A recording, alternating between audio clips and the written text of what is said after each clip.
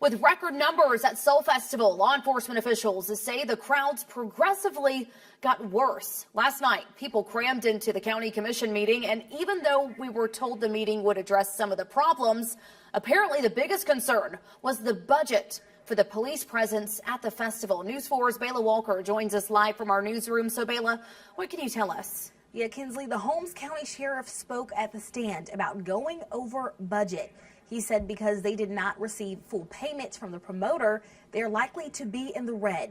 The promoter paid more than half of the cost up front, but it was not the agreed amount. And after the festival, he says they failed to pay the remaining balance, leaving his department in almost $70,000 worth of debt. He asked if the commission would approve of $69,000 to pay the police departments who came to help patrol the Soul Festival.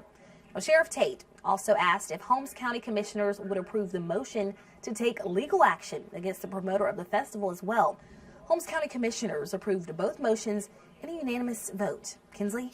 Bayla Walker, thank you. There will be a special meeting next Thursday on May 16th at 5 p.m. at Boniface K-8 school for further discussion.